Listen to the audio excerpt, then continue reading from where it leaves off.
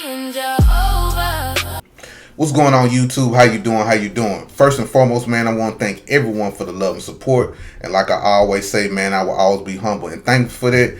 And before we get started, please hit that subscribe button for your boy. Please hit that subscribe button for your boy. NAACP. NAACP. These legacy organizations, man, there was for black people at one time. Or I will say barely for black people at one time. It just proved to the fact that they was never for black people in 2026 at this time. The NAACP applauds Supreme Court decision affirming birthright citizenship. Are y'all surprised by that? No. And I'm not surprised at all. It's just a point I want to make. But let me read just a little bit what they said on their website.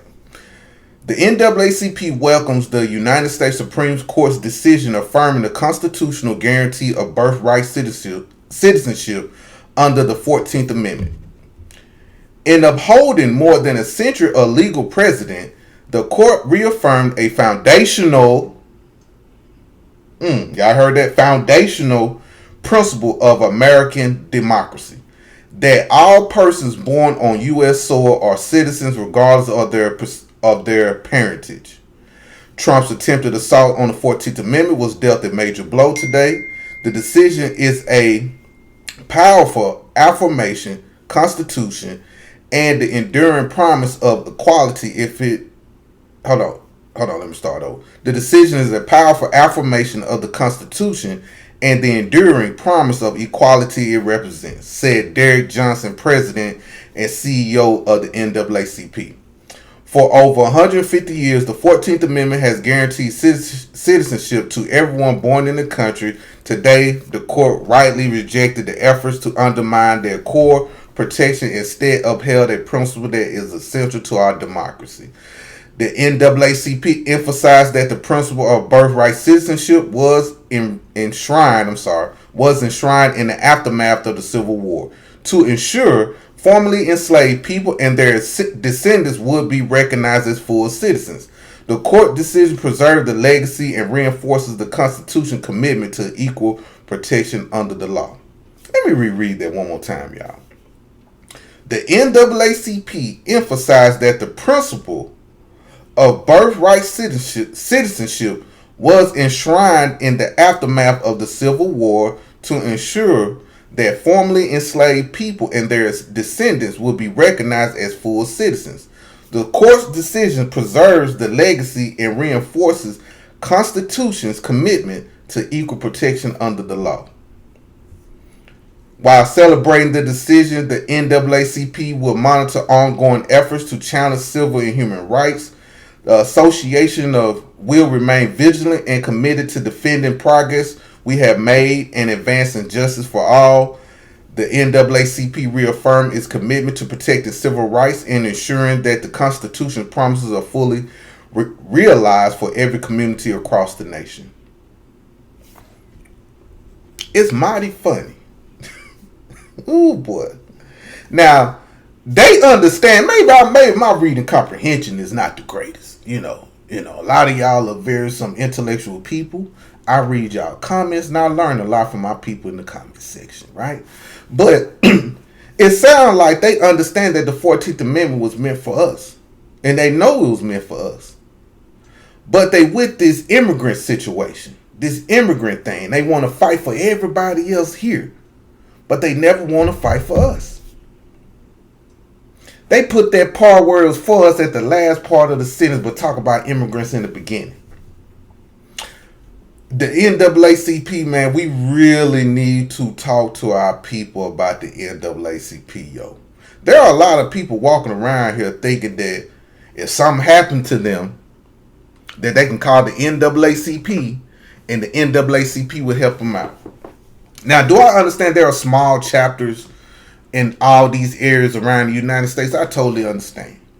But for the most part, they will not get funded by the big dogs. Like the big headquarters of NAACP, they would not trickle down no money to help someone somewhere in a small town. They just not. I seen it, y'all. I promise I seen it. I seen too many situations, too many racial things or or racist thing that happened to my people at the job, or even dealing with the police, where the NAACP did not want no parts of it. Even when it hit the news or it got popular in the city, the NAACP didn't want no parts of it.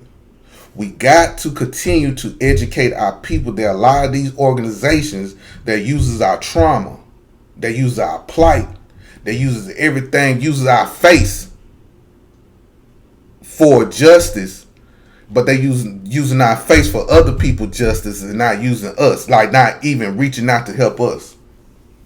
These people only care about what the Democrats think, y'all. They supposed to be on neutral ground, but they're not. They're in the Democratic Party pockets. And I think it's very unfair. I think they need to continuously to be called out. Because anytime when something is going on with us as black Americans, they are nowhere to be found. Our young 14-year-old brother in Carolina that was unalive by them agents, they didn't say nothing. If they did, it was later. I didn't see nothing. Let me say that. I didn't see nothing. Nothing didn't pop up on my news feed. Maybe y'all know more than I do, because I never want to put out information that's untrue. But from what I have seen, I haven't seen anything about it. Even during the Carmelo Anthony situation, even during with the jury selection of it, when they had all those people that was on the jury that identified as white, not black American, but white, the NAACP didn't say a goddamn thing. And you know what's funny about that? That court case happened in Collin County. This is what really pissed me off. I didn't know McKinney had an NAACP chapter. I stayed 15, 20 minutes from Collin County, where the Carmelo Anthony case happened. I did not know they had an NAACP chapter. Peep game. Soon as Carmelo was found guilty and sentenced to 35 years, how about they put out a statement talking about, we gonna stand with Carmelo. Y'all didn't say nothing during the whole trial. Y'all didn't say nothing before the trial. Y'all didn't say a goddamn thing. You can check their website. If you go to NAACP McKinney, Texas, and if you look the date that Carmelo went to trial, when he was against, there's nothing on their page supporting Carmelo Anthony. Nothing. And these people got the nerve to say all these legacy organizations are not for us, bro. None of them. None of them. They've been co-opted, in my opinion. It's just now just more blatant. Just to be 100. Just to be. Maybe in the 90s. I think the 90s was the last of the Mohicans with the NAACP when they had a little cachet with black Americans. But right now, nah, man. They're not to be trusted either. Anytime you see NAACP speak for us, it's always going to be something dealing with immigrants. It's never going to be anything with black people unless the Democrats give it a okay. That's just my personal opinion. Even though now all of a sudden you got the NAACP backing Carmelo, I still got my eye on that. I'm just going to speak personally how I feel. It's just something about them, like all of a sudden y'all want to align with Carmelo all of a sudden. You and Ben Crump and them want to say something now. Y'all should have been saying something.